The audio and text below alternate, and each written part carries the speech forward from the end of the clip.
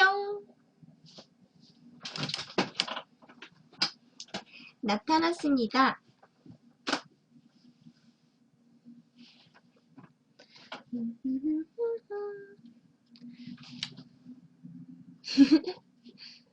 저 뒤쪽에 있는 얘네 시리즈가 그때 그 시절 세트고, 얘가 공작소 첫 번째로 만들었던 누구더라? 가니어 카페. 그리고 얘가 철수와 짱구.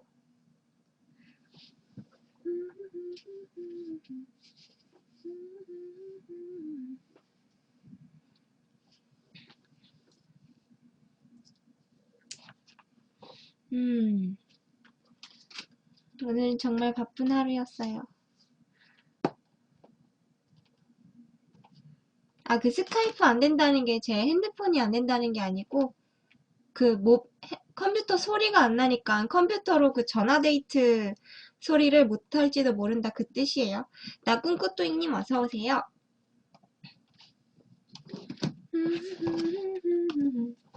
오늘 책 읽기로 하죠. 제가 공작소가 목도 안 아프고 좋긴 한데 그래도 요새 책 읽기를 너무 안 해서 아무리 그래도 유튜브 제목이 책 읽녀 예니밍인데 확실히 목은 많이 아파요 이거 하면. 안녕하세요. 뭐 볼까요? 뭐 볼까요? 네, 이번 주 수요일 정도부터 신퇴하게 될 것 같네요. 너무 씁쓸한 거밖에 없어, 내용들이. 저기 뭐지? 연애하는 얘기로 할까? 173쪽. 연애하는 거 한번 가보죠. 오늘은 뭐 읽을 거냐면, 뜨든!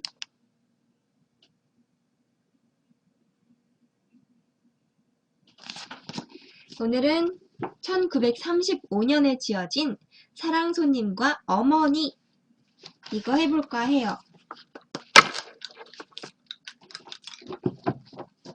일단 읽기 전에 사탕은 다 먹어야 되니까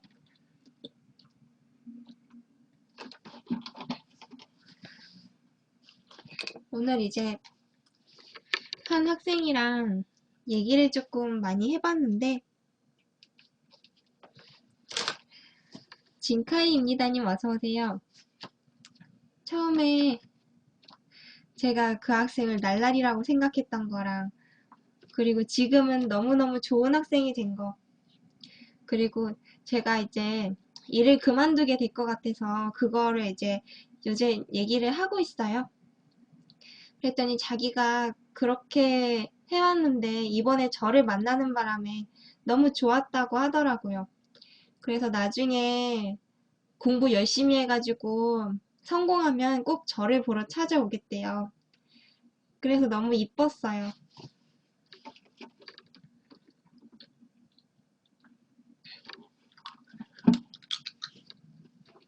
네, 큐티하세요.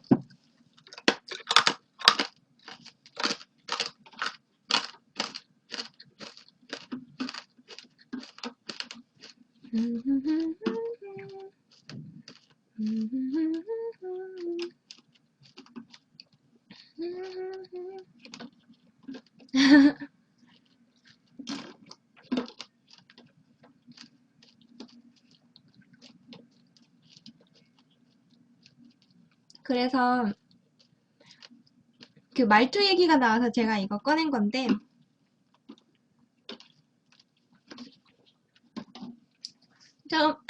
처음에는 제가 자기를 너무 애 다루는 것처럼 대하고 너무 어린애처럼 대해서 좀 그게 불편했나 봐요.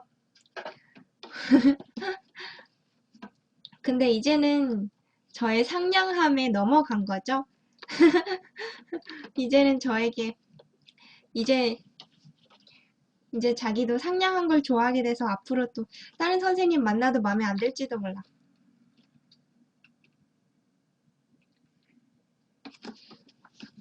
애들이 중2병 걸리면 또 자기 애 취급하는 거 되게 싫어하잖아요.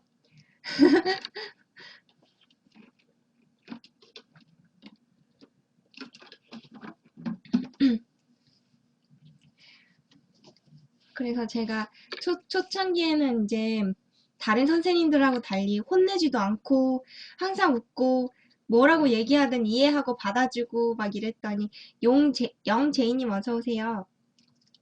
처음에는 막 애들이 이래요. 아주 살판 나가지고 숙제도 막 어디서 이제 베껴오거나 뭐 어디서 부탁해서 친구한테 해오거나 막 이래요. 근데 그러면서 어차피 저는 웃는 얼굴로 다 박박 지우고 다시 하게 시켜서 다 아는구나. 웃는 얼굴이어도 다 아는구나 하는 것 같더라고요. 그리고 제가 이제 계속 한결같이 받아주니까 이제 애들도 깨닫는 바가 있는 것 같아요. 내가 마음 아프게 하면 안 되겠다 이런 거를. 아, 요즘 중국어 하시는 분요? 오늘 이거 하는데 밤이라서 밤에는 공부 안 하고요.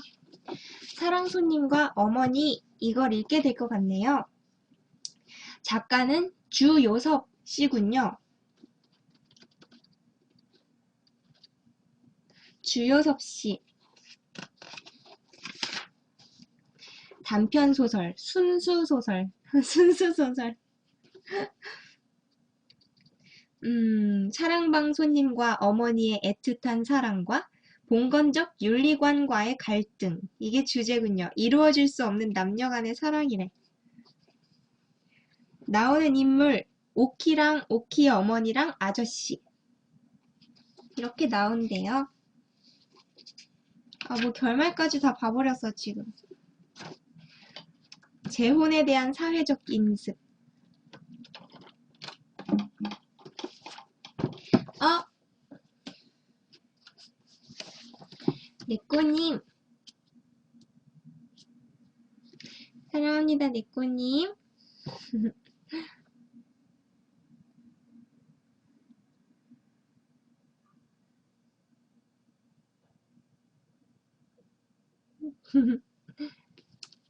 잘 받으셨죠?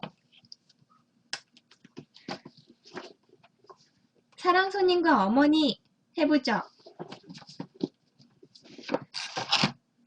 아니 본인이 쏘신 것도 아니면서 왜 본인이 그러십니까?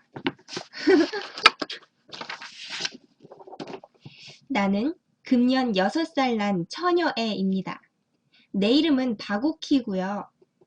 우리 집 식구라고는 세상에서 제일 이쁜 우리 어머니와 단 2식구뿐이랍니다. 아차 큰일 났군. 외삼촌을 빼놓을 뻔했으니. 지금 중학교에 다니는 외삼촌은 어디를 그렇게 싸돌아다니는지 집에는 끼니 때나 외에는 별로 붙어있지를 않아 어떤 때는 한 줄씩 가도 외삼촌 코빼기도 못 보는 때가 많으니까요. 깜빡 잊어버리기도 예사지요 뭘. 우리 어머니는 그야말로 세상에서 둘도 없이 곱게 생긴 우리 어머니는 삐지셨어 저분. 금년 나이 24살인데 과부랍니다. 과부가 무엇인지 나는 잘 몰라도 하여튼 동리 사람들이 날더러 과부딸이라고들 부르니까 우리 어머니가 과부인 줄을 알지요. 남들은 다 아버지가 있는데 나만은 아버지가 없지요.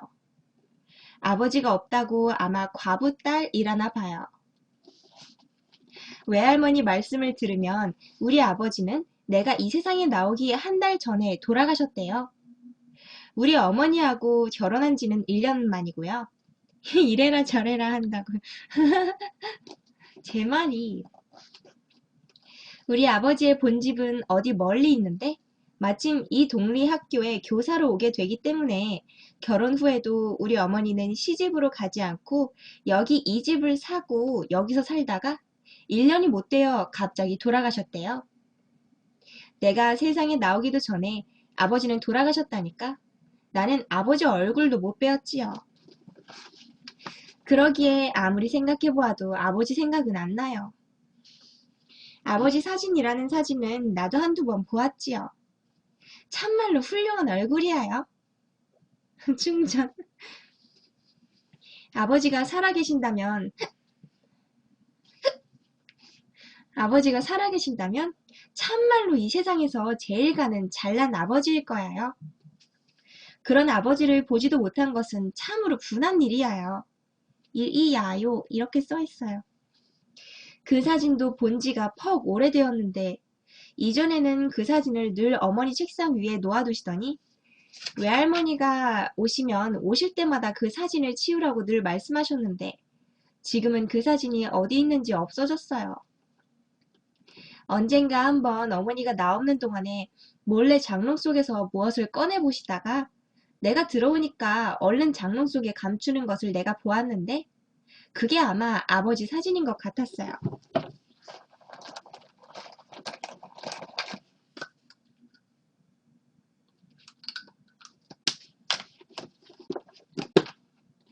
아버지가 돌아가시기 전에 우리가 먹고 살 것을 남겨놓고 가셨대요.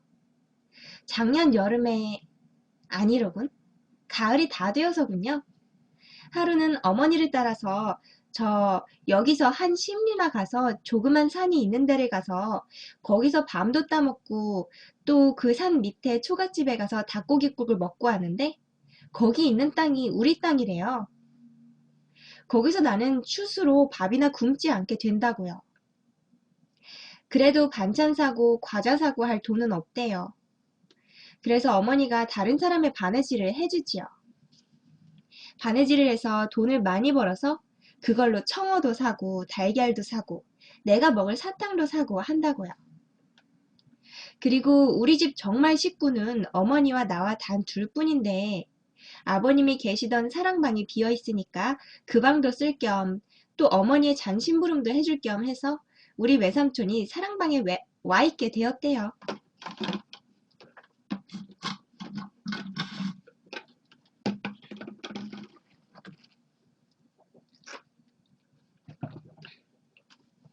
금년 봄에는 나를 유치원에 보내준다고 해서 나는 너무나 좋아서 동무 아이들한테 실컷 자랑을 하고 나서 집으로 돌아오노라니까 사랑해서 큰 외삼촌이 웬 낯선 한 사람 하나와 앉아서 이야기를 하고 있었습니다. 큰 외삼촌은 누구냐면 우리 집 사랑에 와 있는 외삼촌의 형님이래요. 큰 외삼촌이 나를 보더니 오기야 하고 부르겠죠.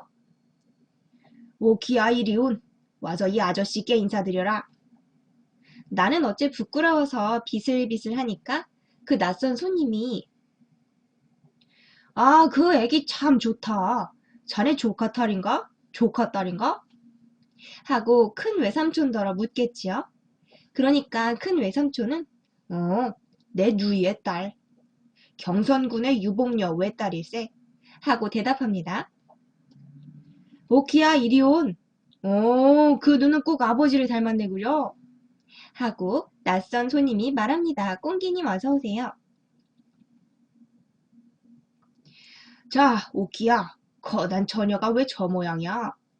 여기 와서 이 아저씨께 인사해라. 너희 아버지의 옛날 친구신데 오늘부터 이 사랑에 계실 텐데 인사 여쭙고 친해 두어야지. 나는 이 낯선 손님이 사랑에 계시게 된다는 말을 듣고 갑자기 즐거워졌습니다. 그래서 그 아저씨 앞에 가서 사부시 절을 하고는 그만 앞마당으로 뛰어 들어왔지요. 그 낯선 아저씨와 큰애 삼촌은 소리를 내서 크게 웃더군요. 나는 안방으로 들어오는 나름으로 어머니를 붙들고 엄마! 사랑방에 큰 삼촌이 아저씨를 하나 데리고 왔는데 그 아저씨가 이제 사랑에 있는데? 하고 법석을 떠니까 그래 하고 어머니는 벌써 안다는 듯이 대수롭지 않게 대답을 하더군요. 그래서 나는 언제부터 와 있나? 하고 물으니까 오늘부터. 에구 좋아 하고 내가 손뼉을 치니까 어머니는 내 손을 꼭 붙잡으면서 왜 이리 수선이야? 그럼 작은 외삼촌은 어디로 가시나? 외삼촌도 사랑에 계시지. 그럼 둘이 있나? 음, 한 방에 둘이 있어? 왜 장지문 닫고 외삼촌은 아랫방에 계시고 그 아저씨는 윗방에 계시고 그러지?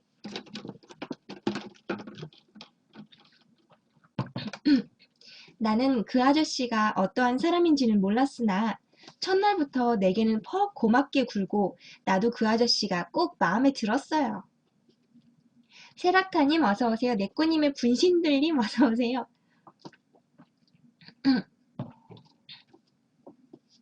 어른들이 저희끼리 말하는 것을 들으니까 그 아저씨는 돌아가신 우리 아버지와 어렸을 적 친구더라고요. 어디 먼데 가서 공부를 하다가 요새 돌아왔는데 우리 동네 학교 교사로 오게 되었대요. 또 우리 큰애삼촌과도 동무인데 이 동리에는 하숙도 별로 깨끗한 곳이 없고 해서 윗사랑으로 와 계시게 되었다고요. 또 우리도 그 아저씨한테서 밥값을 받으면 살림에 보탬도 좀 되고 한다고 하더라고요. 그 아저씨는 그림책들을 얼마든지 가지고 있었어요. 내가 사랑방으로 나가면 그 아저씨는 나를 무릎에 앉히고 그림책들을 보여줍니다. 또 가끔 과자를 주고요. 어느 날은 점심을 먹고 이내 살그머니 사랑에 나가보니까 아저씨는 그때야 점심을 잡수셔요. 그래, 가만히 앉아서 점심 잡수는 걸 구경하고 있노라니까 아저씨가 오키는 어떤 반찬을 제일 좋아하노? 하고 묻겠지요. 그래, 삶은 달걀을 좋아한다고 했더니 마침 상에 놓인 삶은 달걀을 하나를 집어주면서 나더러 먹으라고 합니다. 나는 그 달걀을 벗겨 먹으면서 아저씨는 무슨 반찬이 제일 맛나오? 하고 물으니까 그는 한참이나 빙그레 웃고 있더니 나도 삶은 달걀 하겠지요. 나는 좋아서 손뼉을 짤깍짤깍 치고 아, 나와 같네. 그럼 가서 어머니한테 알려야지. 하면서 일어서니까 아버지, 아저씨가 꼭 붙들면서 그러지 말어. 그러시겠지요. 그래도 나는 한번 맘을 먹은 다음엔 꼭 그대로 하고야마는 성미지요. 그래, 앞마당으로 뛰쳐 들어가면서 엄마, 엄마! 사랑 아저씨도 나처럼 삶은 달걀을 제일 좋아한대. 하고 소리를 질렀지요. 떠들지 말어. 하고 어머니는 눈을 흘기십니다. 그러나 사랑 아저씨가 달걀을 좋아하는 것이 내게는 썩 좋게 되었지요. 그것은 그 다음부터는 어머니가 달걀을 많이씩 사게 되었으니까요. 달걀 장수 노파가 오면 한꺼번에 10알도 사고 20알도 사고 그래선 두고두고 삶아서 아저씨 상에도 놓고 또 을에 나도 하나씩 주고 그래요. 사랑 손님과 어머니예요. 그뿐만 아니라 아저씨한테 놀러 나가면 가끔 아저씨가 책상 서랍 속에서 달걀을 한두 알 꺼내서 먹으라고 주지요. 그래, 그 다음부터는 나는 아주 실컷 달걀을 많이 먹었어요. 나는 아저씨가 매우 좋았어요. 많은 외삼촌은 가끔 툴툴하는 때가 있었어요. 아마 아저씨가 마음에 안 드나 봐요. 아니, 그것보다도 아저씨 잔심부름을 꼭 외삼촌이 하게 되니까 그것이 싫어서 그러나 봐요. 한 번은 어머니와 외삼촌이 말다툼하는 것까지 들었어요. 어머니가 야, 또 어디 나가지 말고 사랑에 있다가 선생님 들어오시거든 상 내가야지 하고 말씀하시니까 외삼촌은 얼굴을 찡그리면서 제길 남 어디 볼 일 있는 날은 왜 끼니 때 안 들어오고 늦어지니? 하고 툴툴하겠지요. 그러니까 어머니는 그러니 어쩌겠니? 너밖에 사랑 출입할 사람이 어디 있니? 8151님 어서오세요. 누님이 좀 상 들고 나가구려. 요새 세상에 내외합니까? 어머니는 갑자기 얼굴이 빨개지시고 아무 대답도 없이 그냥 외삼촌에게 향하여 눈을 흘기셨습니다. 그러니까 외삼촌은 흥흥 웃으면서 사랑으로 나갔지요. 나는 유치원에 가서 창가도 배우고 댄스도 배우고 하였습니다. 유치원 여자 선생님이 풍금을 아주 썩 잘 타요.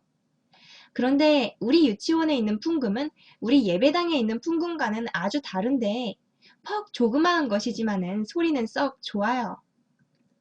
그런데 우리 집 윗간에도 유치원 풍금과 꼭 같이 생긴 것이 놓여 있는 것이 갑자기 생각이 났어요. 그래, 그날 나는 집으로 돌아오는 길로 어머니를 끌고 윗간으로 가서 엄마, 이거 풍금 아니요? 하고 물으니까 어머니는 딩그레 웃으시면서 그렇단다. 그건 어찌 알았니? 우리 유치원에 있는 풍금이 이것과 꼭 같은데 뭘. 그럼 엄마도 풍금 탈 줄 아오? 하고 나는 다시 물었습니다. 그것은 내가 이때껏 한 번도 어머니가 이 풍금 앞에 앉은 것을 본 일이 없기 때문입니다. 어머니는 아무 대답도 아니하십니다. 엄마, 이 풍금 좀 타봐.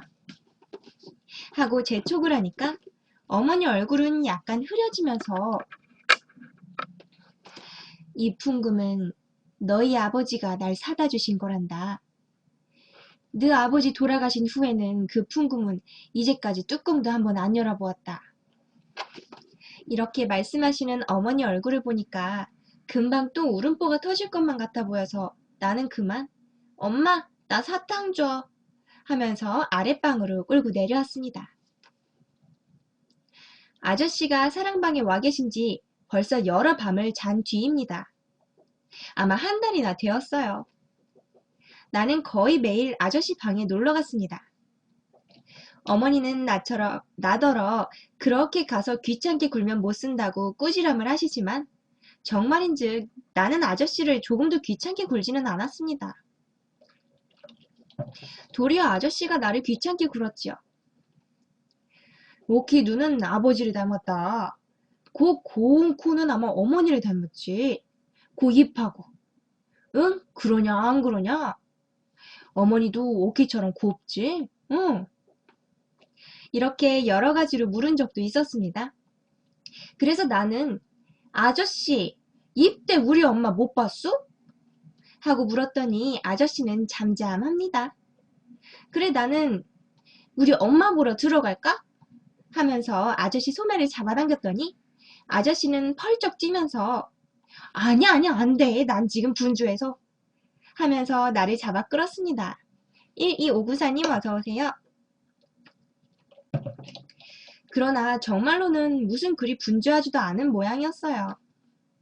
그러기에 나더러 가란 말도 않고 그냥 나를 붙들고 앉아서 머리도 쓰다듬어주고 뺨에 입도 맞추고 하면서 요 저고리 누가 해주지? 밤에 엄마하고 한자리에서 자니?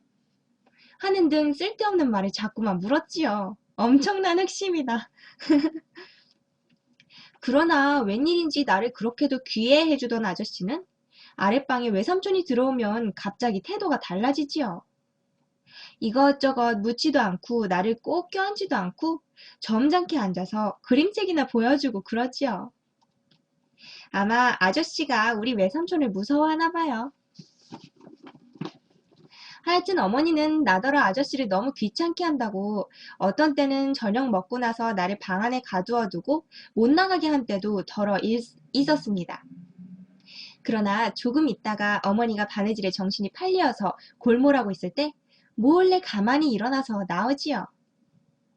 그런 때에는 어머니는 내가 문 여는 소리를 듣고서야 퍼뜩 정신을 차려서 쫓아와 나를 붙들지요. 그러나 그런 때는 어머니는 골은 아니내시고 이리 와서 머리 빗고 하고 끌어다가 머리를 다시 곱게 따주시지요. 머리를 곱게 닦고 가야지. 그렇게 되는 대로 하고 가면 아저씨가 숭 보시지 않니? 하시면서 또 어떤 때에는 머리를 다 따주시고는 저고리가 이게 뭐냐 하시면서 새 저고리를 내어주신 때도 있었습니다. 12594님 제목 보시면 써있어요. 어떤 토요일 오후였습니다. 아저씨는 나더러 뒷동산에 올라가자고 하셨습니다. 나는 너무나 좋아서 가자고 그러니까 아저씨가 들어가서 어머니께 허락 받고 온 하십니다. 참 그렇습니다. 나는 들어가서 어머니께 허락을 맡았습니다. 어머니는 내 얼굴을 다시 세수시켜주고 머리도 다시 따주고 그러고 나를 아스러지도록 한번 몹시 껴안았다가 놓아주셨습니다. 너무 오래 있지 말고 하고 어머니는 크게 소리치셨습니다. 아마 사랑 아저씨도 그 소리를 들었을 거야요. 간접적으로 소통하고 있죠, 이 두 사람.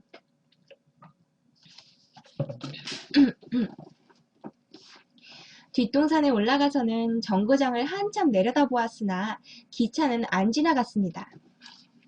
나는 풀잎을 쭉쭉 뽑아보기도 하고 땅에 누운 아저씨의 다리를 꼬집어 보기도 하면서 놀았습니다.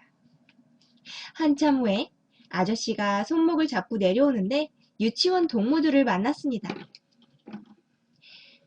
오키가 아빠하고 어디 갔다 온다 하고 한 동무가 말하였습니다. 그 아이는 우리 아버지가 돌아가신 줄 모르는 아이였습니다. 나는 얼굴이 빨개졌습니다. 그때 나는 얼마나 이 아저씨가 정말 우리 아버지였더라면 하고 생각했는지 모릅니다. 나는 정말로 한 번이라도 아빠! 하고 불러보고 싶었습니다. 그러고 그날 그렇게 아저씨하고 손목을 잡고 골목골목 지나오는 것이 어찌도 재미가 좋았는지요. 나는 대문까지 와서 난 아저씨가 우리 아빠라면 좋겠다 하고 불쑥 말해버렸습니다. 그랬더니 아저씨는 얼굴이 홍당무처럼 빨개져서 나를 몹시 흔들면서 그런 소리 하면 못 써 하고 말하는데 그 목소리가 몹시도 떨렸습니다. 나는 아저씨가 몹시 성이 난 것처럼 보여서 아무 말도 못하고 안으로 뛰어들어갔습니다. 어머니가 어디까지 갔던? 하고 나와 안으며 묻는데 나는 대답도 못하고 그만 훌쩍훌쩍 울었습니다. 어머니는 놀라서 오키야 왜 그러니? 응 하고 자꾸만 물었으나 나는 아무 대답도 못하고 울기만 했습니다. 이튿날은 일요일인 고로 나는 어머니와 함께 예배당회를 가려고 차리고 나서 어머니가 옷을 갈아입는 동안 잠깐 사랑회를 나가 보았습니다. 아저씨가 아직도 성이 났나? 하고 가만히 방 안을 들여다보았더니 책상에 앉아서 무엇을 쓰고 있던 아저씨가 내다보면서 빙그레 웃었습니다. 그 웃음을 보고 나는 마음을 놓았습니다. 마 사장님 어서 오세요.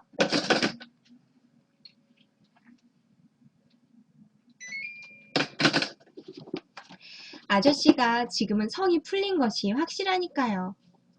아저씨는 나를 이리 보고 저리 보고 훑어보더니 오키 오늘 어디 가노? 저렇게 곱게 차리고 하고 물었습니다. 엄마하고 예배당에 가. 예배당에?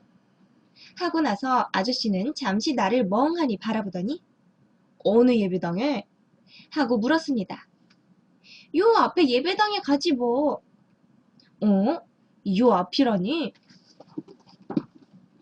이때 안에서 오키야 하고 부드럽게 부르는 어머니 목소리가 들렸습니다. 나는 얼른 안으로 뛰어 들어오면서 돌아다 보니까 아저씨는 또 얼굴이 빨갛게 성이 났겠지요.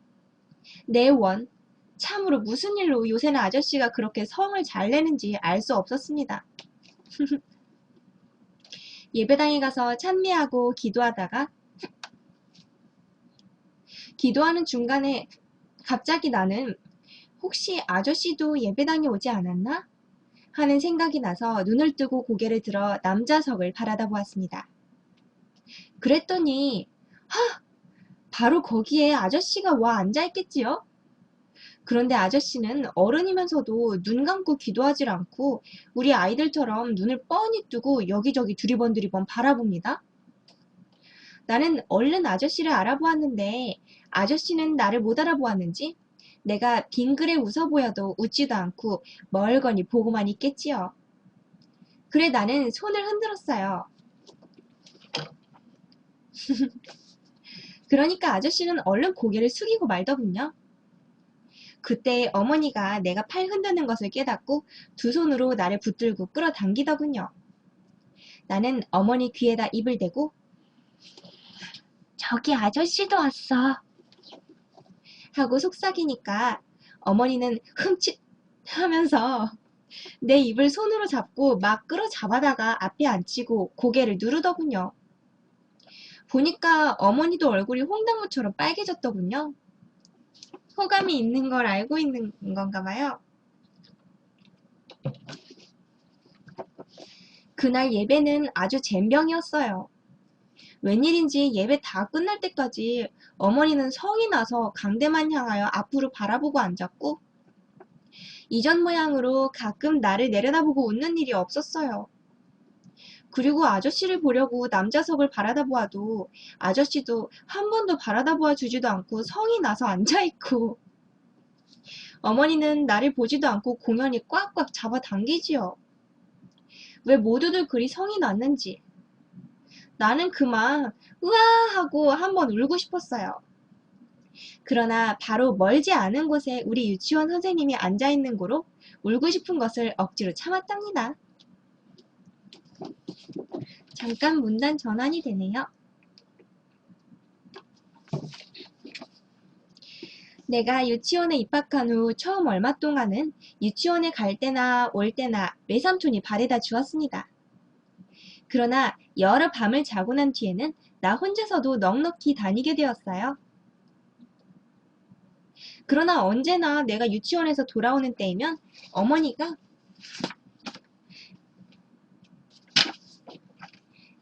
옆 대문 밖에 기다리고 섰다가 내가 다름질 쳐가면 안고 집 안으로 들어가곤 하는 것이었습니다. 그런데 하루는 어쩐 일인지 어머니가 대문가에 보이지를 않겠지요. 어떻게도 화가 나던지요. 물론 머릿속으로는 아마 외할머니 댁에 가셨나 보다 하고 생각했지만은 하여튼 내가 돌아왔는데 문간에서 기다리지 않고 집을 떠났다는 게 몹시 나쁘게 생각되더군요. 그래서 속으로 오늘 엄마를 좀 골려야겠다 하고 생각하고 있는데 옆대문 밖에서 아이고 애가 원 벌써 왔나 하는 어머니 소리가 들리더군요. 그 순간 나는 얼른 신을 벗어들고 안방으로 뛰어 들어가서 벽장문을 열고 그 속에 들어가 숨어버렸습니다. 오키야, 오키 너 여태 안 왔니? 하는 어머니 목소리가 바로 뜰에서 나더니 여태 안 왔군 하면서 밖으로 나가는 모양이었습니다. 나는 재미가 나서 혼자 흐흥흐흥 웃었습니다. 한참을 있더니 집에서는 온통 야단이 났습니다. 어머니 목소리도 들리고 외할머니 목소리도 들리고 외삼촌 목소리도 들리고 글쎄 하루 종일 집이라고는 안 떠났다가 오케이 유치원 파하고 오면 먹일 과자가 없기에 어머님 댁에 잠깐 갔다 오는데 그동안에 이런 변이 생긴 걸 하는 것은 어머니 목소리. 글쎄 유치원에서 벌써 20분 전에 떠났다는데 웬 중간에서 하는 것은 외할머니의 목소리. 하여튼 내 나가서 돌아댕겨 볼게다. 원 그것이 어딜 갔담? 하는 것은 외삼촌의 목소리. 감각님 어서오세요. 이윽고 어머니의 울음소리가 가늘게 들렸습니다. 외할머니는 무엇라고 중얼중얼 이야기하는 모양이었습니다. 이제 그만하고 나갈까? 하고도 생각했으나 지난 주일날 예배당에서 성냈던 안가품을 해야지 하는 생각이 나서 나는 그냥 벽장 안에 누워 있었습니다. 벽장 안은 답답하고 더웠습니다. 그래서 이윽고 부지 중에 나는 슬며시 잠이 들고 말았습니다. 얼마 동안이나 잤는지요. 이윽고 잠을 깨어보니 아까 내가 벽장 안으로 들어왔던 것을 잊어버리고 참 이상스러운데 내가 누워있거든요. 어두컴컴하고 좁고 덥고 나는 갑자기 무서운 생각이 나서 엉엉 울기 시작했지요. 그러자 갑자기 어디 가까운 데서 어머니의 외마디 소리가 나더니 벽장문이 벌컥 열리고 어머니가 달려들어서 나를 안아 때렸습니다. 요 망할 거사! 하면서 어머니는 내 엉덩이를 대번 때렸습니다. 나는 더욱더 소리를 내서 울었습니다. 그때 어머니는 나를 끌어안고 어머니도 따라 울었습니다. 오키야, 오키야. 응, 이제 괜찮다. 엄마 여기 있지 않니? 울지 마라. 오키야, 엄마는 오키 하나면 그뿐이다. 오키 하나만 바라보고 산다. 난 너 하나면 그뿐이야. 세상 다 일이 없다. 오키만 있으면 바라고 산다. 오키야, 울지 마라. 고마주님, 어이없다님 어서오세요.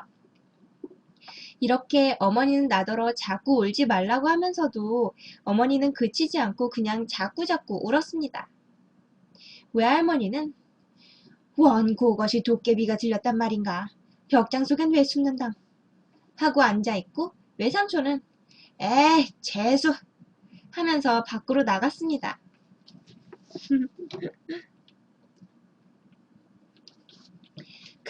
지금 오키 엄마가 왜 이렇게 울고 있냐면 자기가 이제 소중한 딸을 놔두고 요즘 들어 새로 들어온 남자한테 마음이 가는 걸 느꼈잖아요.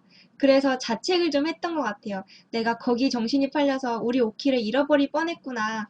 이렇게 생각하면서 나는 오키면 된다. 이렇게 자기 스스로 체면을 걸고 있는 것 같아요.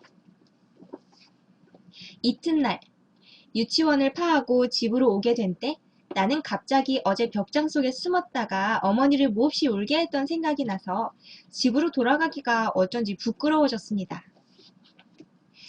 오늘은 어머니를 좀 기쁘게 해드려야 할 텐데 무엇을 갖다 드리면 좋아할까? 하고 생각하였습니다. 그러자 문득 유치원 안에 선생님 책상 위에 놓여있던 꽃병 생각이 났습니다. 그 꽃병에는 나는 이름도 모르나 곱고 빨간 꽃이 꽂히어 있었습니다. 그 꽃은 개나리도 아니고 진달래도 아니었습니다. 그런 꽃은 나도 잘 알고 또 그런 꽃은 벌써 피었다가 져버린 후였습니다. 무슨 서양꽃이려니 하고 나는 생각하였습니다. 나는 우리 어머니가 꽃을 사랑하는 줄을 잘 압니다. 그래서 그 꽃을 갖다가 드리면 어머니가 몹시 기뻐하려니 하고 생각하였습니다. 그래서 나는 도로 유치원 방 안으로 들어갔습니다. 마침 방 안에는 아무도 없었습니다. 근데 이 어린애가 엄마 갖다 준다는 생각을 하면서도 남들이 없는 거 확인하는 거 보면 나쁜 짓인 걸 아나 봐요. 선생님도 잠깐 어디를 가셨는지 보이지 않았습니다. 그래 나는 그 꽃을 두어 개 얼른 빼들고 다름질쳐 나왔지요. 집에 오니 어머니는 문간에서 기다리고 있다가 나를 안고 들어왔습니다. 그 꽃은 어디서 났니? 퍽 곱구나 하고 어머니가 말씀하셨습니다. 그러나 나는 갑자기 말문이 막혔습니다. 이걸 엄마 드리려고 유치원에서 가져왔어 하고 말하기가 어째 몹시 부끄러운 생각이 들었습니다. 그래 잠깐 망설이다가 이 꽃 저 사랑 아저씨가 엄마 갖다 주라고 주더라고 하고 불쑥 말했습니다. 그런 거짓말이 어디서 툭 튀어나왔는지 나도 모르지요. 꽃을 들고 냄새를 맡고 있던 어머니는 내 말이 끝나기가 무섭게 무엇에 몹시 놀란 사람처럼 화닥닥 하였습니다. 그리고는 금시에 어머니의 얼굴이 그 꽃보다도 더 빨갛게 되었습니다. 그 꽃을 든 어머니의 손가락이 파르르 떠는 것을 나는 보았습니다. 어머니는 무슨 무서운 것을 생각하는 듯이 방 안을 휘 한번 둘러보시더니 오키야 그런 걸 받아오면 안 돼 하고 말하는 목소리는 몹시 떨렸습니다. 나는 꽃을 그렇게도 좋아하는 어머니가 이 꽃을 받고 그렇게 성을 낼 줄은 참으로 뜻밖이었습니다. 단어가 어려워요? 전혀 안 나왔는데 그런 거? 어머니가 그렇게도 성을 내는 것을 보니까 그 꽃을 내가 가져왔다고 그러지 않고 아저씨가 주더라고 거짓말을 한 것이 참 잘 되었다고 나는 속으로 생각했습니다. 어머니가 성을 내는 까닭을 나는 모르지만 하여튼 성을 낼 바에는 내게 내는 것보다 아저씨에게 내는 것이 내게는 나았기 때문입니다. 한참 있더니 어머니는 나를 방 안으로 데리고 들어와서 오키야 너 이 꽃 얘기 아무 보고도 하지 말어라 응? 하고 타일러 주었습니다. 나는 응? 하고 대답하면서 고개를 여러 번 까딱까딱 했습니다. 어머니가 그 꽃을 곧 내버릴 줄로 나는 생각했습니다마는 내버리지 않고 꽃병에 꽂아서 풍금 위에 놓아두었습니다. 아마 퍽 여러 밤 자도록 그 꽃은 거기 놓여 있어서 마지막에는 시들었습니다.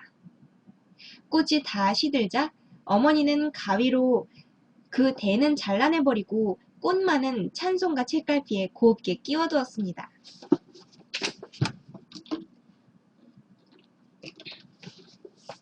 내가 어머니께 꽃을 갖다 주던 날 밤에 나는 또 사랑에 놀러 나가서 아저씨 무릎에 앉아서 그림책을 보고 있었습니다.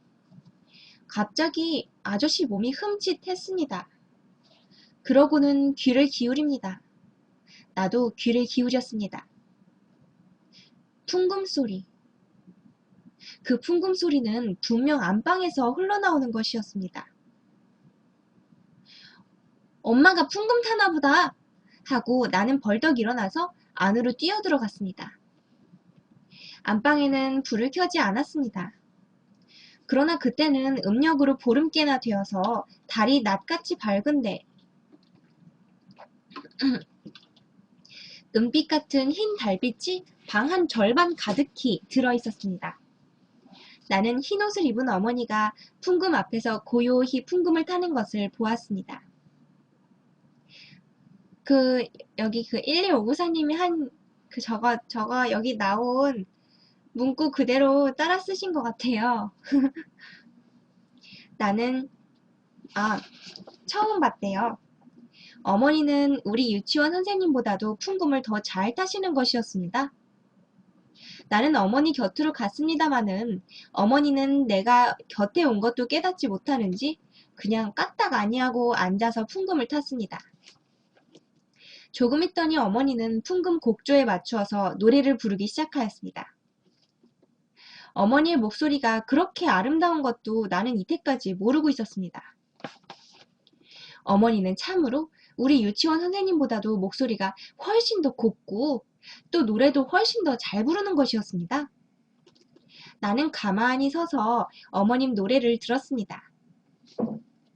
그 노래는 마치도 은시를 타고 별나라에서 내려오는 노래처럼 아름다웠습니다.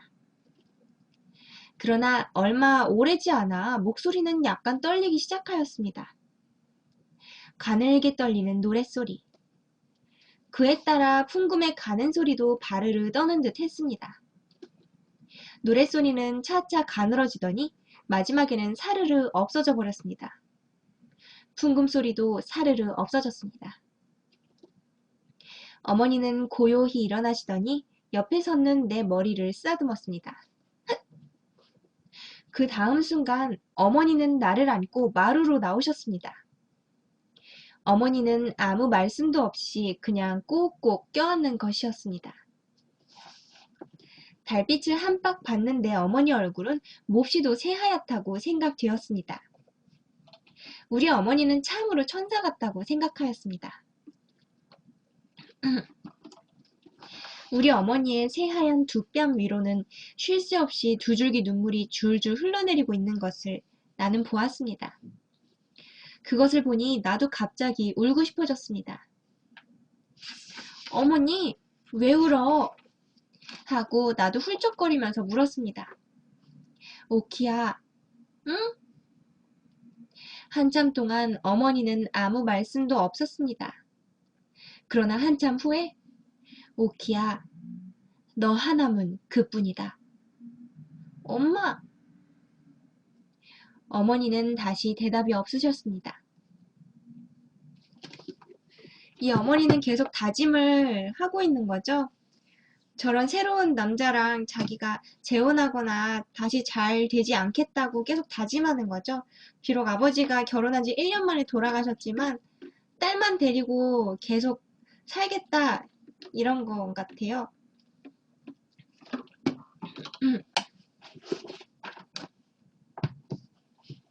하루는 밤에 아저씨 방에서 놀다가 졸려서 안방으로 들어오려고 일어서니까 아저씨가 하얀 봉투를 서랍에서 꺼내어 내게 주었습니다. 민호님 어서오세요. 오키, 이거 갖다가 엄마 드리고 지나간 달 밥값이라고. 나는 그 봉투를 갖다가 어머니에게 드렸습니다. 어머니는 그 봉투를 받아들자 갑자기 얼굴이 파랗게 질렸습니다. 그 전날 달밤에 마루에 앉았을 때보다도 더 하얗다고 생각되었습니다. 어머니는 그 봉투를 들고 어쩔 줄을 모르는 듯이 초조한 빛이 나타났습니다. 편지라고 생각했나 봐요. 나는 그거 지나간 밥값이래 하고 말을 하니까 어머니는 갑자기 잠자다 깨나는 사람처럼 어? 하고 놀라시더니 또 금시에 백지장같이 새하얗던 얼굴이 빨갛게 물들었습니다. 봉투 속으로 들어갔던 어머니의 파들파들 떨리는 손가락이 지전을 몇 장 끌고 나왔습니다. 어머니는 어머니는 입술에 약간 웃음을 띠면서 후 하고 한숨을 내쉬었습니다. 그러나 그것도 잠깐. 다시 어머니는 무엇에 놀랐는지 흠칫하더니 금시에 얼굴이 다시 하얘지고 입술이 바르르 떨렸습니다. 어머니의 손을 바라다 보니 거기에는 지전 몇 장 외에 네모로 접은 하얀 종이가 한 장 접혀 있는 것이었습니다. 어머니는 약간 한참을 망설이는 모양이었습니다.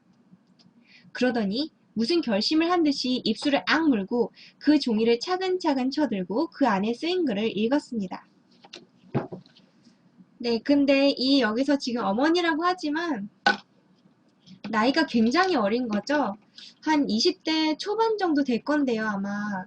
20대 초반이면 정말 연애 실컷 할 때잖아요. 근데 남편이 일찍 죽어버렸으니까. 거기다가 남편이 없는 이후로 또 이미 몇 년이 지난 거잖아요. 딸만, 애기 하나 자기가 그 바느질하고 막 힘들게 살면서 애 하나 키우면서 확실히 흔들릴 수 있죠. 나는 그 안에 무슨 글이 쓰여 있는지 알 도리가 없었으나 어머니는 그 글을 읽으면서 금시의 얼굴이 파랬다 발겠다 하고 그 종이를 든 손은 이제는 바들바들이 아니라 와들와들 떨리어서 그 종이가 부석부석 소리를 내게 되었습니다. 되게 순수하죠? 엿사세요님 미쳤어요님 어서오세요. 한참 후에 어머니는 그 종이를 아까 모양으로 네모지게 접어서 돈과 함께 봉투에 도로 넣고 반지꼬리에 던졌습니다. 그리고는 정신 나간 사람처럼 멀거니 앉아서 전등만 쳐다보는데 어머니 가슴이 불룩불룩합니다. 나는 어머니가 혹시 병이나 나지 않았나 하고 염려가 되어서 얼른 가서 무릎에 안기면서 엄마 잘까? 하고 말했습니다. 엄마는 내 뺨에 입을 맞추어 주었습니다. 그런데 어머니의 입술이 어쩌면 그리도 뜨거운지요. 마치 불에 달군 돌이 볼에 와닿는 것 같았습니다. 한참을 자고 나서 잠이 채 깨지는 않았으나 어려움풋한 정신으로 옆을 쓸어보니 어머니가 없었습니다. 가끔 자다가 나는 그런 버릇이 있어요. 어렴풋한 정신으로 옆을 쓸면 어머니의 보드라운 살이 만져지지요. 그러면 나는 다시 잠이 들어버리곤 하는 것이었습니다. 어머니가 자리에 없다는 것을 알게 되자 나는 갑자기 무서워졌습니다. 그래서 잠은 다 달아나고 눈을 번쩍 뜨고 고개를 돌려 살펴보았습니다. 방 안에는 불은 안 켰지만 어슴푸레하게 밝습니다. 뜰로 하나 가득한 달빛이 방 안에까지 희미한 밝음을 던져주는 것이었습니다. 윗목을 보니 우리 아버지의 옷을 넣어두고 가끔 어머니가 꺼내서 쓸어보시는 그 장롱 문이 열려있고 그 아래 방바닥에는 흰 옷이 한 무더기 널려 있었습니다. 그리고 그 옆에는 장롱을 반쯤 기대고 자리옷만 입은 어머니가 주춤하고 앉아서 고개를 위로 쳐들고 눈을 감고 무엇이라고 입술로 소곤소곤 외고 있는 것이 보였습니다. 아마 기도를 하나보다 하고 나는 생각했습니다. 나는 자리에서 일어나 기어가서 어머니 무릎을 뻐개고 기어들어갔습니다. 엄마, 뭐하래? 어머니는 소곤거리기를 그치고 눈을 떠서 나를 한참이나 물끄러미 들여다보십니다. 오키야, 응? 가서 자자. 엄마도 같이 자. 응, 그래. 엄마도 같이 자. 그 목소리가 어째 싸늘하다고 내게 생각되었습니다. 어머니는 돌아가신 아버지의 옷들을 한 가지씩 들고는 가만히 손바닥으로 쓸어보고는 장롱 안에 넣었습니다. 하나씩 하나씩 쓸어보고는 장롱에 넣곤 하여 그 옷을 다 넣은 때 장롱 문을 닫고 쇠를 채우고 그러고 나서 나를 안고 자리로 돌아왔습니다. 엄마, 우리 기도하고 자? 하고 나는 물었습니다. 어머니는 나를 밤마다 재워줄 때마다 반드시 기도를 하는 것이었습니다. 내가 할 줄 아는 기도는 주기도문 뿐이었습니다. 그 뜻은 하나도 모르지만 어머니를 따라서 자꾸자꾸 해보아서 지금에는 나도 주기도문을 잘 외웁니다. 그런데 웬일인지 어젯밤 잘 때에는 어머니가 기도할 것을 잊어버리고 그냥 잤던 것이 지금 생각이 났기 때문에 나도 그렇게 물었던 것입니다. 어젯밤 자리에 들 때 내가 기도할까? 하고 말하고 싶었으나 어머니가 너무도 슬픈 빛을 띠고 있는 고로 그만 나도 가만히 아무 소리 없이 잠이 들고 말았던 것입니다. 기도하자. 하고 어머니가 조용히 기도했습니다. 엄마가 기도해. 하고 나는 갑자기 어머니의 기도하는 보드라운 음성이 듣고 싶어져서 말했습니다. 어쩌고 저쩌고 어쩌고 저쩌고 하다가 어머니가 자꾸 더듬더듬 기도문을 외고 있어요. 하고 자꾸만 되풀이하는 것을 나는 참다 못해서 엄마, 내 마저 할게. 하고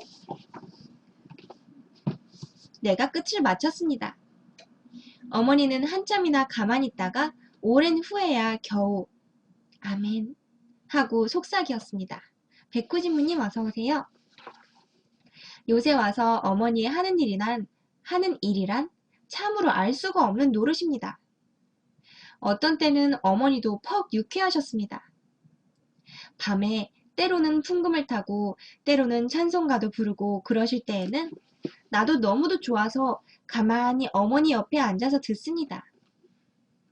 그러나 가끔 그 독창은 소리 없는 울음으로 끝을 맺는 때가 많은데 그런 때면 나도 따라서 울었습니다. 그러면 어머니는 나를 안고 내 얼굴에 돌아가면서 무수히 입을 맞추어 주면서 엄마는 오키 하나면 그뿐이야. 그렇지. 하시면서 언제까지나 우시는 것이었습니다. 1259사님은 초딩인 것 같아. 초등학교 저학년. 어떤 일요일날 그렇지요? 그것은 유치원 방학하고 난 그 이튿날이었어요. 네, 사랑방송님이에요.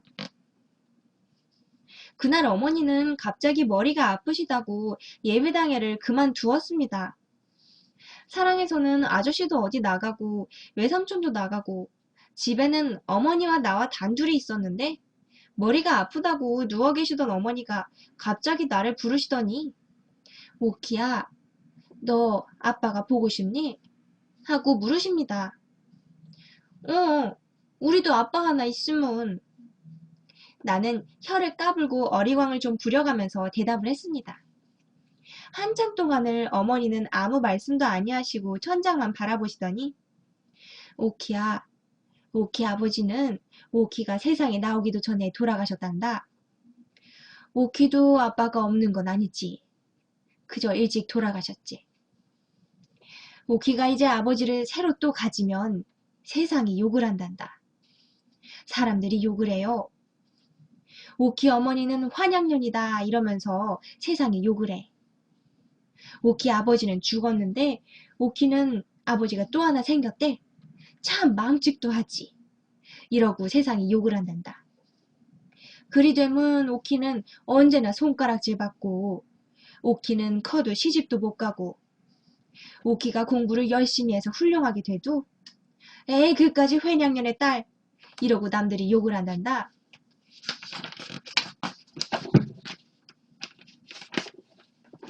이렇게 어머니는 혼잣말 하시듯 드문드문 말씀하셨습니다. 그리고는 한참 있더니 오키야 하고 또 부르십니다. 오키는 언제나 내 곁을 안 떠났지? 오키는 엄마하고 언제나 같이 살지? 오키는 엄마가 늙어서 꼬부랑 할미가 되어도 그래도 오키는 엄마하고 같이 살지? 오키가 유치원 졸업하고 또 소학교 졸업하고 또 중학교 졸업하고 또 대학교 졸업하고 오키가 조선에서 제일 훌륭한 사람이 되고 그래도 오키는 엄마하고 같이 살지? 오키는 엄마를 얼만큼 사랑하나? 이만큼! 하고 나는 두 팔을 쫙 벌려 보였습니다. 응, 그만큼? 오키는 엄마만 사랑하지? 그리고 공부도 잘하고 그리고 훌륭한 사람이 되고 나는 어머니의 목소리가 떨리는 것으로 보아 어머니가 또 울까봐 겁이 나서 엄마 이만큼 이만큼 하면서 두 팔을 더 벌렸습니다. 그래 오키 엄마는 오키 하나면 그뿐이야. 세상 다른 건 다 소용없어. 우리 오키 하나면 그만이야. 그렇지 오키야? 응. 어머니는 나를 당기어서 꼭 껴안고 내 가슴이 막혀 들어올 때까지 껴안아 주었습니다.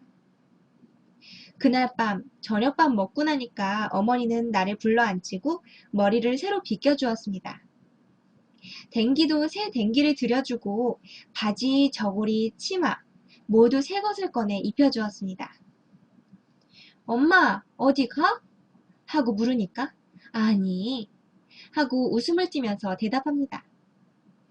그러더니 새로 달인 하얀 손수건을 내리어 내 손에 쥐어주면서 이 손수건 저 사랑 아저씨 손수건인데 이거 아저씨 갖다 드리고 와.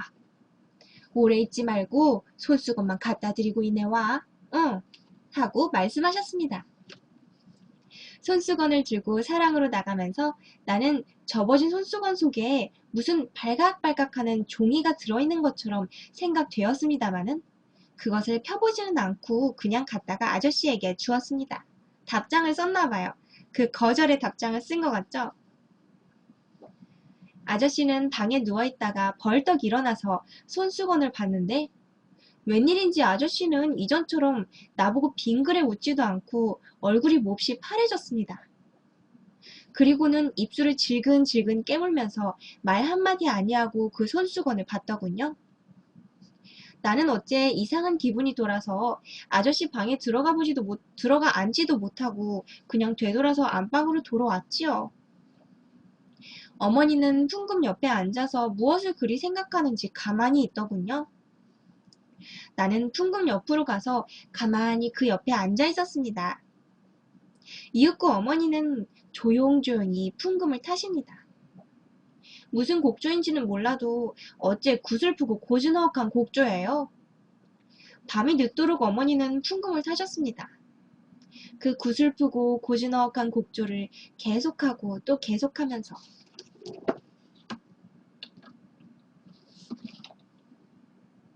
주먹을 보시고요. 뽕! 추천을 안 누르시면 주먹 발사 버튼이 눌립니다.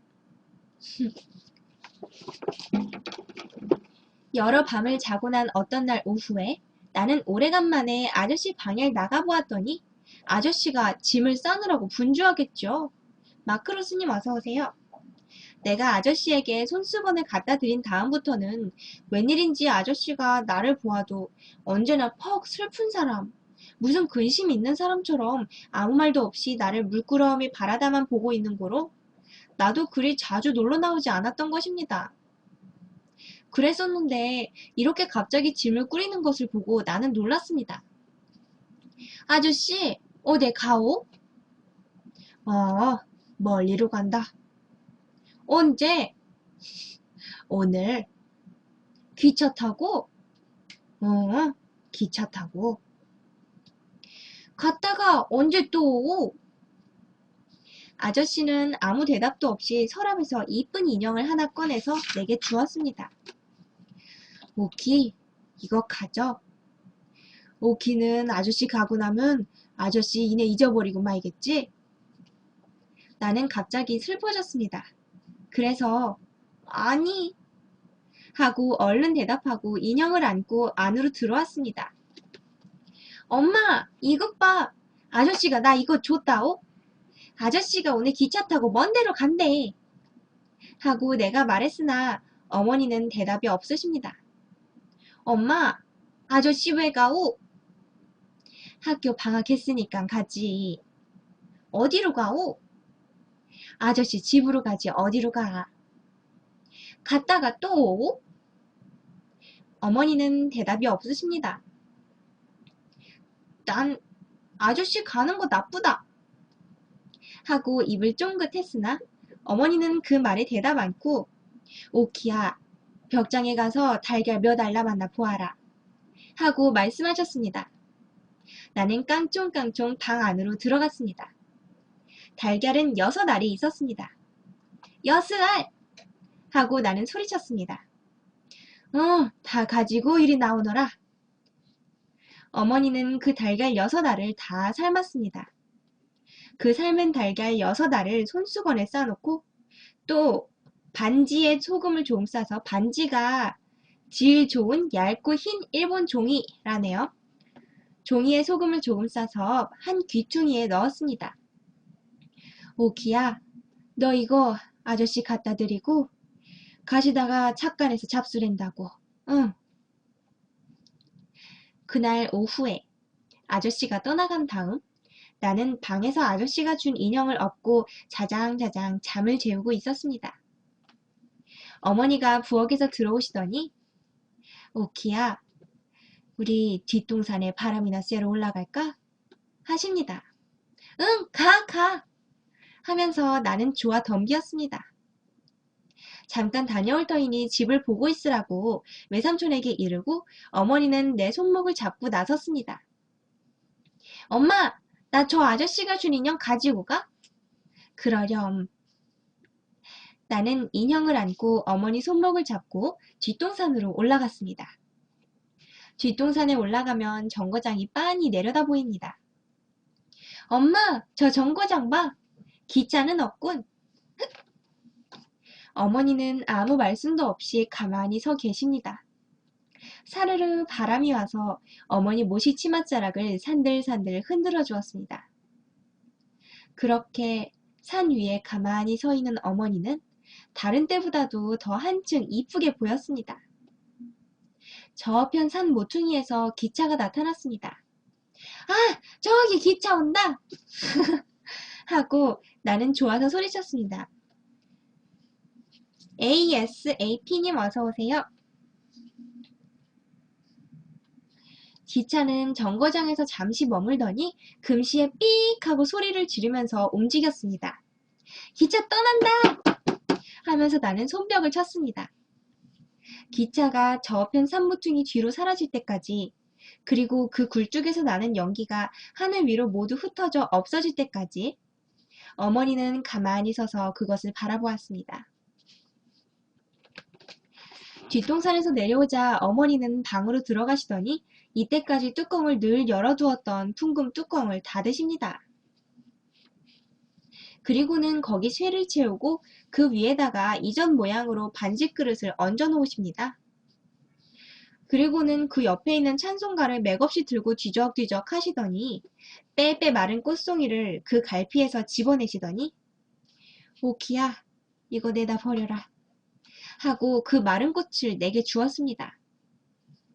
그 꽃은 내가 유치원에서 갔다가 어머니께 드렸던 그 꽃입니다. 그러자 옆대문이 삐걱하더니 달걀 사소!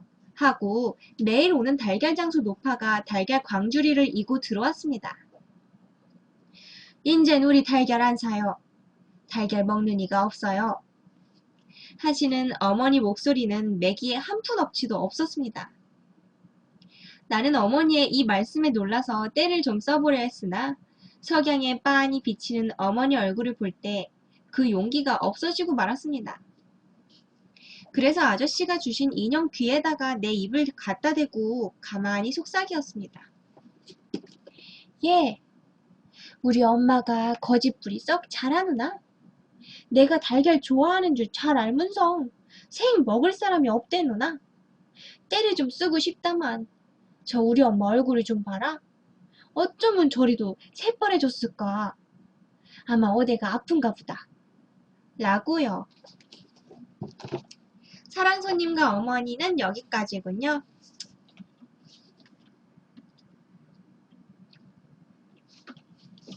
벽이 아니고 그 아저씨가 주고 간 인형한테 대고 얘기한 거예요.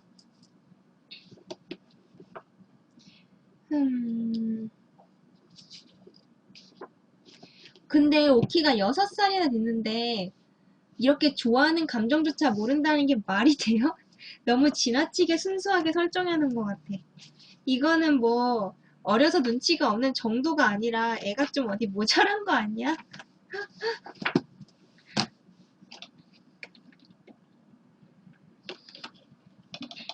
남녀가 서로 얼굴을 붉히는데 그걸 어떻게 화가 났다고 생각할 수가 있지?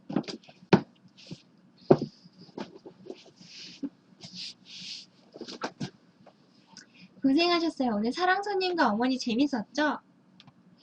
여기 이거 한국 단편소설 베스트 여기 들은 거는 전부 다 길지가 않아서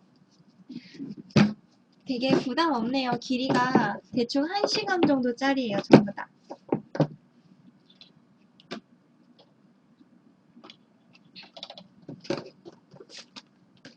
저는 이거 오키 얘기 사랑손님과 어머니 중딩 땐가 그때 봤을 때도 진짜 불만이었어요.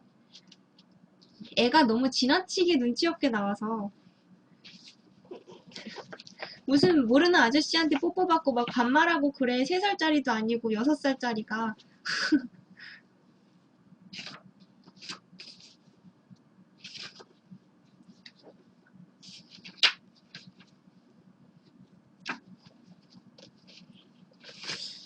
음, 흠, 뭐 해볼까요? 웜홀 해볼까요, 오늘? 웜홀? 웜홀 해볼까요? 아니면 숫 해볼까요? 음, 아니면 막대사탕 해볼까요? 아니요, 또 읽는 거 아니고요. 제가 목이 아파서. 안, 개미야 배짱이 그렇게 너무 지나치게 어린 거는 제가 여기서 읽기가 좀 그래요. 한진이우님 어서오세요. 동굴도 해보고 싶다. 동굴 봐야지. 오늘은 구멍에서 발견한 과학, 동굴편 한번 볼까요? 동굴 171쪽. 꽁기님 어서오세요. 동굴, 환상의 세계로 안내하는 비밀 구멍. 제가 동굴 진짜 좋아하거든요. 동굴 안에 들어가기만 하면 막 신나가지고 엄청 빠르게 다녀요. 막 축지법으로. 동굴이랑 저랑 되게 그 기운이 잘 맞는 것 같더라고요. 동굴에만 들어가면 막 기운이 넘쳐요. 동굴은 땅 표면에 뚫려진 자연적인 구멍이다. 인간이 지구상에 나타나기 훨씬 전에 눈과 비, 그리고 습도가 석회암에 스며들어 만들어진 커다란 지하세계이다. 빛 한 점 없는 어둠 속으로 끊임없이 이어지는 땅속 동굴은 밀실에 갇힌 공포를 느끼게 한다. 그러나 이처럼 어두운 동굴도 다양한 생명체가 살아가고 있는 생명의 안식처이다. 수천 길 땅속에서 배어나오는 싱그러운 공기, 기암괴석 사이로 구슬같이 괴어 흐르는 물방울, 화려한 빛깔로 단장한 석순, 석화, 석주 등 천연 동물은 사철 섭씨 10에서 15도를 유지하는 태고의 신비와 천년의 비경을 간직한 별세계이다. 민꽁주님 어서오세요. 방송 언제 할지 잘 모르겠어요. 그날 조금 계속 달라요. 동굴은 그 생성 원인에 따라서 형태가 다양하다. 땅속 깊숙한 곳에 웅장하고도 화려한 지하 궁전의 모습을 이룬 것도 있고, 바꾸셨네요. 행복 A+에서 민꽁주 A+로요. 좁고 험악한 산 골짜기와도 같은 동굴도 있다. 어떤 동굴은 커다랗고 긴 터널로 되어 한없이 이어지기도 한다. 석회암 지대에서 석회가 빗물이나 지하수에 의해 용해되고 깎여서 만들어지는 석회 동굴. 화산지대 지하에 존재하던 마그마가 지표로 분출되어 용암이 굳거나 흘러 생성되는 용암동굴. 그리고 해안선을 따라 파도의 영향을 받는 곳에서 형성되는 해식동굴 등이 있기 때문에 그 모습 또한 각양각색인 것이다. 우리나라의 동굴은 대부분이 석회 동굴로 되어 있어 전체 동굴의 90% 이상이 석회 동굴이며 2에서 5억 년 전에 생성된 것으로 추정된다.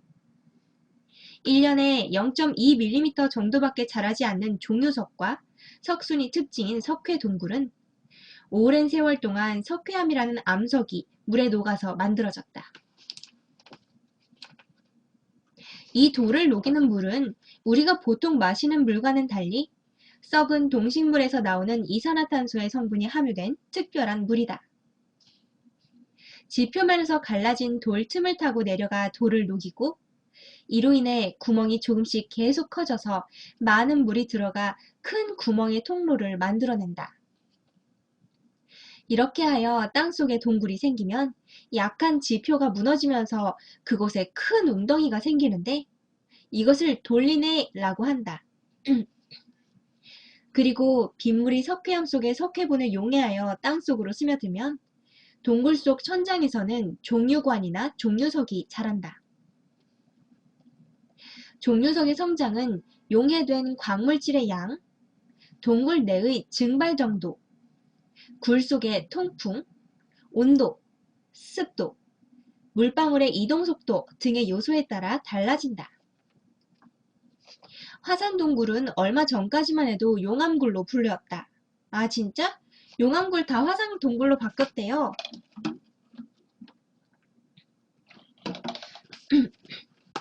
용암이 흘러내릴 때 땅 표면에서는 차가운 공기에 닿은 용암 표면이 식어서 표층을 이루지만 그 속은 계속 낮은 산 밑으로 흘러내려가기 때문에 마치 터널과 같은 공간을 만든다. 뒤집터님 어서오세요. 이때 동굴 속 천장이나 굴의 벽면에서 흘러내리는 용암이 냉각되면서 밑으로 늘어진 줄기가 그대로 남아 용암 종유를 만든다.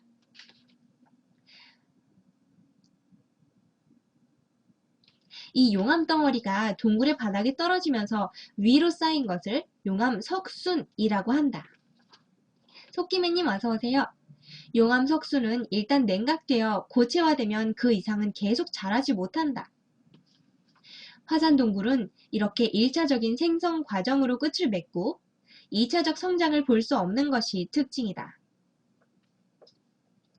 해식동굴은 파도가 밀어닥치면서 암벽을 침식하여 깎아내려 만들어졌다. 대개 해식동굴들은 만조대의 해수면에서 밑으로 6, 7m에 해당하는 지점에서 형성된다. 곧 파도의 침식 작용이 미칠 수 있는 범위에서 발달하는 것으로 수평굴이 대부분이다. 절벽이 발달한 해안가에서 흔히 볼 수 있는 해식동굴은 많은 양은 아니지만 세계 각지에 고르게 분포되어 있는 것이 특징이다. 여수 오동도, 서귀포, 부안의 동굴 등이 우리나라의 대표적 해식 동굴이다. 이처럼 다양한 방식으로 다양한 지구 환경을 만들어 온 자연은 그 수고의 땀방울로 동굴이라는 신비의 세계를 일구었다. 오랜 세월 두려움과 호기심의 대상이었던 동굴은 그 비밀 구멍이 열리면서 오늘날 사람들을 매료시키는 관광지로 사랑받고 있다. 난 또 뭐 되게 흥미로운 얘기거리인 줄 알았는데 그냥 동굴에 대한 전체적인 설명이었네요. 실망이야.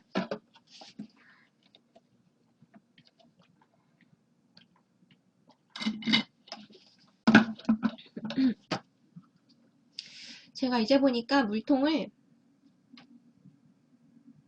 10개씩 놓고 쓰네요. 물통이 여기에 5개, 5개 이렇게 두 줄로 쌓여 있어요. 책상 구석에. 오늘은 제가 지금 방송 녹화한 지 1시간 13분밖에 안 됐는데 오늘 오전에 그 단어 외우기를 했더니 단어 외우면 목이 아프더라고요. 그 똑같은 거 막 반복하면서 그 발음 막 정확하게 하려고 하다 보면 목이 아파요. 목이 아픔으로 일찍 종방하도록 하겠어요. 그리고 지금 제 컴퓨터 소리도 안 나고 좀 이상해가지고 컴퓨터도 좀 손봐야 되고 해서 일은 종방, 일은 방종.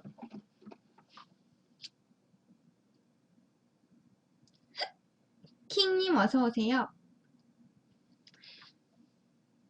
오늘 밤 9시 23분이고요. 내꾸님, 백구진무님, 12594님, 민공주 A플러스님, 속기매님, 킹거지님, 오늘 너무 일찍 방송 아니냐고요? 제가 일찍 시작했어요. 마지막까지 함께 남아주셔서 고맙고요. 오늘 밤에도 푹 쉬시고요. 마지막 뽕! 마지막 추천.